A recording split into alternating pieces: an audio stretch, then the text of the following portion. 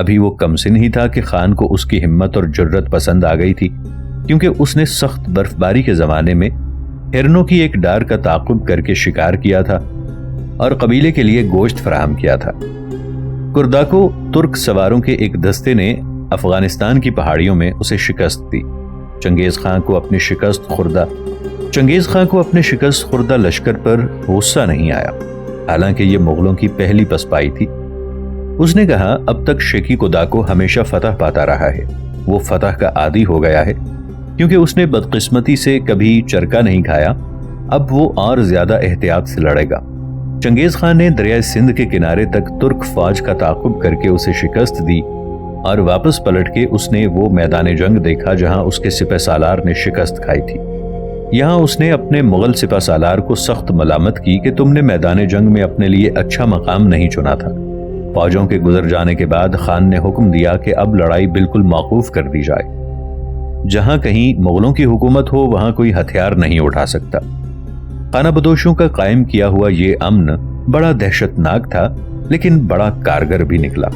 اس سے مسلمان امیروں اور سلطانوں کی وہ خانہ جنگی ختم ہو گئی جو مغلوں کے آنے سے پہلے ہمیشہ ہوا کرتی تھی۔ مغلوں کے تومانوں کے عقب میں مفتوحہ سلطنت کے نظم و نسق کے لیے خطا کے پیشہ ور عہدیدار آتے، باقی ماندہ رعایا کی مردم شماری کرتے، ایغور منشی انسانوں اور گھوڑوں اور مویشیوں کی فہرست تیار کرتے، داروغہ جی آتے اور سڑکوں اور ڈاک کا انتظام کرتے تاکہ روز کی اطلاعیں مغلوں کے وطن تک پہنچ سکیں۔ بوڑھے مغل کی یہ خانہ بدوش سلطنت، جس کا نقشہ اس نے اپنے حملوں کی سرگرمی کے عالم میں اپنے ذہن میں تیار کیا تھا، ان 3 مقاصد میں کامیاب ہوئی جو اس کے پیش نظر تھے: باقاعدہ امن، دولت کی لوٹ اور دشت سے رسل و رسائل کا سلسلہ۔ یہ لیوچت سائی نے لکھا ہے۔ یہ سلطنت زین پر بیٹھے بیٹھے فتح کی گئی ہے۔ چنگیز خان کو اسلامی دنیا کے متعلق اور اس نئی سرزمین کی فطرت کے متعلق بڑی کھوج تھی۔ اس نے یہ بھی کوشش کی کہ یہاں سے اپنے وطن تک ہمالیہ کے دروں اور تبت کی سطح مرتفع سے ہوتا ہوا ایک سیدھا چھوٹا سا راستہ نکالے۔ اس نے یہ عقل مندی ضرور کی کہ وہ ان اونچے اونچے دروں سے پلٹ آیا، کیونکہ اسے محسوس ہو گیا تھا کہ کوئی فوج دنیا کی اس چھت سے صحیح سلامت نہیں گزر سکتی۔ موجز نما ہوشیاری سے وہ اپنے تومانوں کو پھر سمرقند کے راستے طولانی پر واپس لے گیا۔ بخارا میں اس نے قرآن پڑھنے والوں سے اپنے دشمنوں کے مذہب اسلام کے متعلق استفسارات کیے۔ اسلام کی تعلیم اسے پسند آئی، لیکن حج بیت اللہ کا مسئلہ اس کی سمجھ میں نہیں آیا۔ وہ نیلے جاویدانی آسمان کو پوچھتا تھا۔ اس کی سمجھ میں نہیں آیا کہ مسلمان قبلہ رو ہو کر نماز کیوں پڑھتے ہیں۔ اس نے مسلمان علماء کو ادائے محصول سے مستثنی قرار دے دیا۔ اصل میں وہ کسی مذہب کے خلاف جنگ نہیں کر رہا تھا، لیکن مؤذن کی اذان اور صوفیوں کے نعرے میں جس سے ان کے دل مسحور ہو جاتے، اسے ایک ایسی موجز نما طاقت نظر آتی جو اس کے فہم و ادراک سے ماورا تھی۔ یہ ایک ایسی طاقت تھی جو انسان کے دلوں کو تسخیر کرتی ہے، اور کوئی ہتھیار اسے مسمار نہیں کر سکتے تھے۔ اپنے بڑے شامان کو اس نے قتل کرا دیا تھا، مگر اور بھی ہزاروں شامان اور ساحر تھے جو روحوں کو بلانے، طوفان برپا کرنے اور جاویدانی آسمان سے بجلی گرانے کا دعویٰ کرتے تھے۔ معلوم نہیں ان کا دعویٰ جھوٹ تھا یا سچ۔ بوڑھا مغل یقین سے کچھ نہیں کہہ سکتا تھا، لیکن وہ اسلامی وحدانیت کی اس ناقابل گرفت طاقت پر غور کرتا جس کی طاقت کسی طرح اس کے خیالوں سے کم نہ تھی۔ پرانے برفانی دیوتاؤں کا خوف آسیبوں کی طرح اس کے قلب پر طاری ہو گیا۔ اب اس کا جسم بڑھاپے سے کمزور ہو چلا تھا۔ اتنا وقت نہیں رہا تھا کہ وہ یہ اہم مسئلہ حل کر سکے۔ کیا شامانوں کی طاقت اس سے زیادہ تھی؟ وہ اس خطرے کو روک سکتا تھا یا احتیاط اور ہوشیاری سے مذہب کی اس طاقت کو اپنے بعد اپنے چاروں بیٹوں کی مدد کے لیے اپنی معاون اور مددگار بنا سکتا تھا؟ کیا اس طاقت سے اس کی اپنی طاقت بڑھ سکتی تھی؟ اسے پتہ نہیں تھا، لیکن اس نے اس کھوج میں دیر نہیں لگائی۔ اس نے مسلمان علماء سے بہت کچھ پوچھا اور انہیں خطرناک نہیں پایا۔ پھر اسے یاد آیا کہ اس کے یسار کے سپہ سالار نے اس سے تذکرہ کیا تھا کہ چین میں اسے تاؤ کے مقدس پیرو ملے تھے جو آسمانی طاقت سے ہم کلام ہو سکتے تھے۔ بوڑھے مغل نے جواب میں لکھوا بھیجا، تمہاری باتوں سے معلوم ہوتا ہے کہ ان لوگوں میں سچ مچ آسمان سے ہم کلام ہونے کی طاقت ہے۔ انہیں اچھے کپڑے پہناؤ اور اچھا کھانے کو دو، اور اگر اس طرح کے اور لوگ تمہیں ملیں تو انہیں اکٹھا کرو اور انہیں ترخانوں کی سی آزادی دو۔ اب اس نے ان پراسرار اجنبیوں میں سے ایک کو بلا بھیجا۔ دور دراز ہونان میں خان کا قاصد سونے کے شبی میں نقش کی حاکمانہ مہر پہنے ایک معمر اور معزز تاؤ کے پیرو چانگ چون کے سامنے نمودار ہوا اور کہا، تمہارے نام کی قدر کی جاتی ہے۔ خان نے مجھے خاص طور پر پہاڑوں اور جھیلوں کے اس پار تمہیں بلانے کے لیے قاصد بنا کر بھیجا ہے۔ تمہیں ساتھ لیے بغیر میں لوٹ نہیں سکتا۔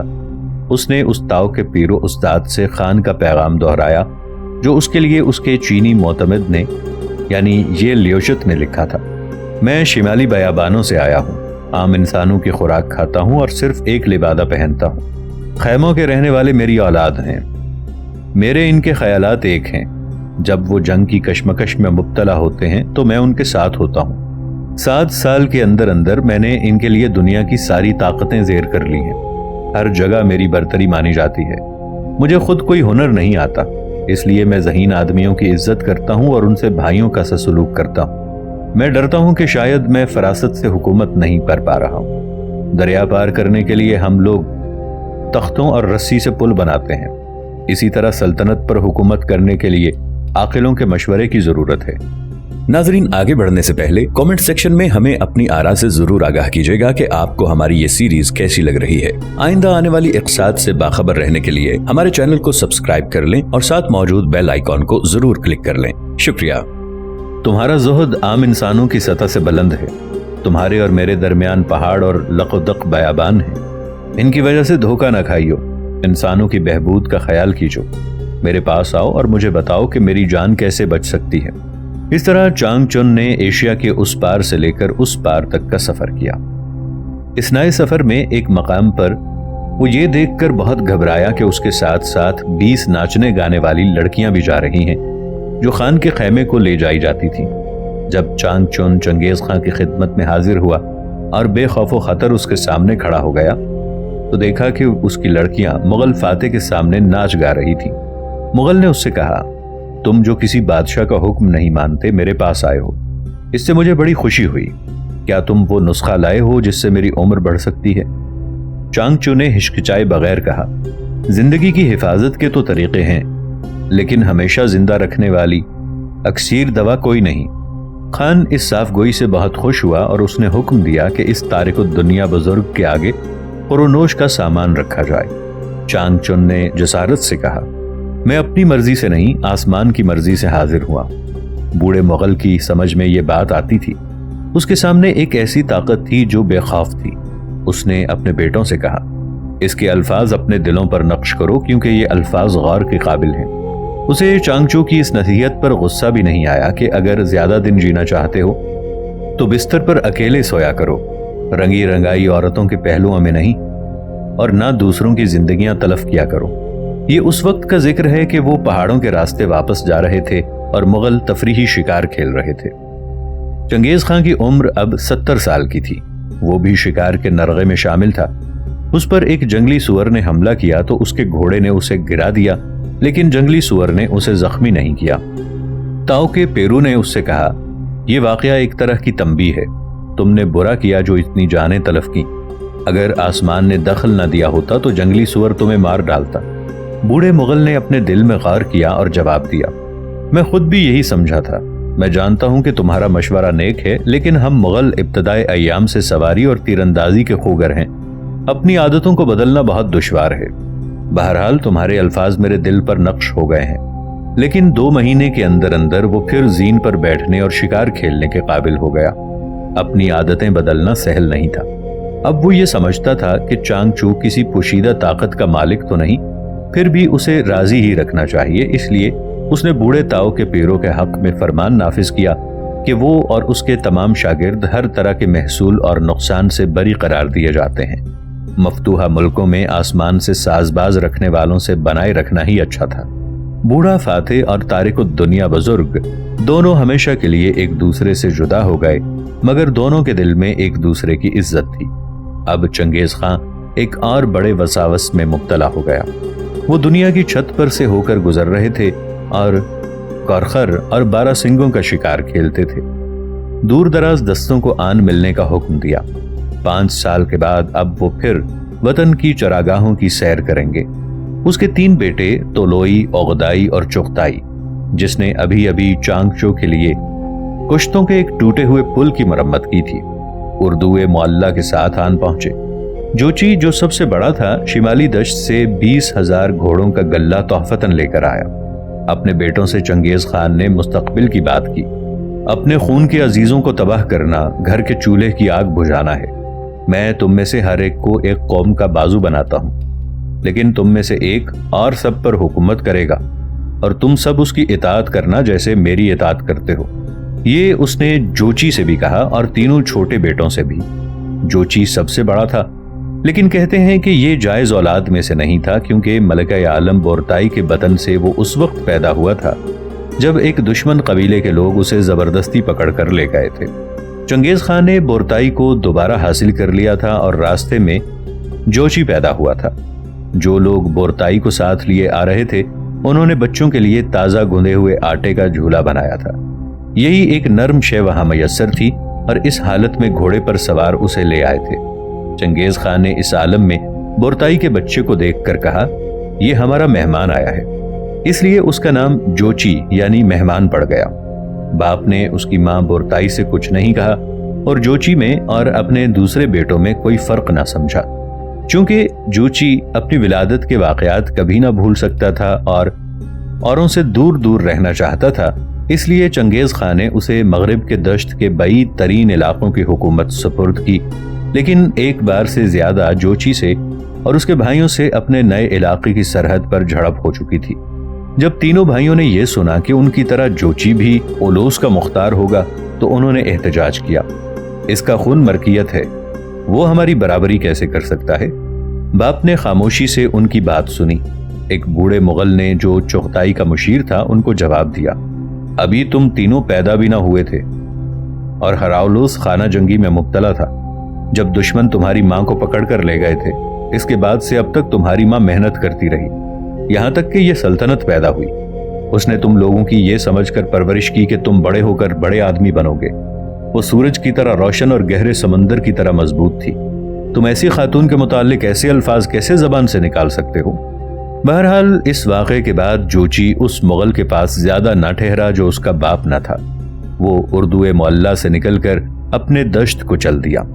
آئندہ سال جب چنگیز خان نے تمام مغلوں کو قرولتائی میں طلب کیا تو وہ نہیں آیا اور صرف یہ کہلا بھیجا کہ وہ بیمار ہے۔ اس وقت تک کسی نے خان کے حکم سے سرتابی نہ کی تھی۔ بوڑھا مغل کچھ کہے بغیر اس وقت تک انتظار کرتا رہا جب تک اسے یقین نہ ہو گیا کہ اس کا بڑا بیٹا پہاڑی جھیلوں میں قرولتائی کے مقام پر نہیں آئے گا۔ اس نے اس مغل قاصد سے سوال کیا جو پیغام لے کر آیا تھا، کیا یہ سچ ہے کہ جوچی اس قدر علیل ہے کہ گھوڑے پر سوار نہیں ہو سکتا؟ وہ نویان جو شمال سے پیغام لے کر آیا تھا محتاط پیرائے میں یوں گویا ہوا، میں جب اس کے پاس سے چلا ہوں تو وہ شکار کھیل رہا تھا۔ چنگیز خان جانتا تھا کہ یہ حکم عدولی ہے اور وہ اس سے چشم پوشی نہیں کر سکتا تھا۔ اس نے اپنے بیٹوں کو حکم دیا کہ وہ شمال کو جوچی کے دشت کی سمت کوچ کریں اور باغی کو سزا دیں۔ وہ ابھی پہاڑوں سے کوچ بھی نہ کرنے پائے تھے کہ جوچی کی موت کی خبر آ گئی۔ چنگیز خان نے ماتم میں تاخیر نہ کی۔ ہماری توقع کے خلاف موت آ ہی جاتی ہے، اس نے کہا۔ وہ پھر جھیلوں کی طرف لوٹ آیا۔